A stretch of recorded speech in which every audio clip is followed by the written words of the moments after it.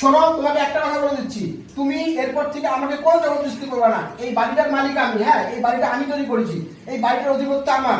আমি এই বাড়িতে যেটা বলবো সেটাই শুনতে হবে, আমার কথা অনুসারে কোনো কথা বলা চলবে না। আমি যখন যেটা চাবো সেটাই আমার কথা শুনে তোমাকে চলতে হবে হবে হবে। ঠিক আছে, তোমার কথা মতনই সব হবে। বসো বসো, মাথা ঠান্ডা করো। তোমার কথা মতনই সব হবে, তুমি যা করবা তাই হবে। হ্যাঁ, আমার কথা অনুসারে চলতে হবে, আমি যেটা বলবো সেটাই শুনতে হবে, কারণ এই বাড়িটা আমার।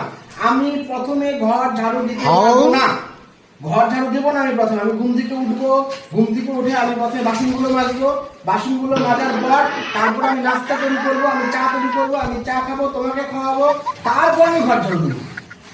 তার আগে ঘর ঝাড়ু দিতে পারবো না। তারপরে কাপড়গুলো, হ্যাঁ, কাপড় আমি আগে দিতে পারবো না। এরপর আমি বাচ্চাকে রেডি করবো, রান্নাবাড়ি করবো, রান্নাবাড়ি করে সবকিছু করার পর তারপর আমি কাপড় ধুবো, কাপড় টাপড় ধুয়ে বাচ্চাকে স্কুলে পাঠাবো, তারপর আমি অফিস যাবো। তার আগে আমি কোনো কথা শুনবো না, তোমার কোনো অনুসারে আমি চলবো না। তো বাড়িটা আমার, আমার কথা অনুসারে তোমাকে চলতে হবে।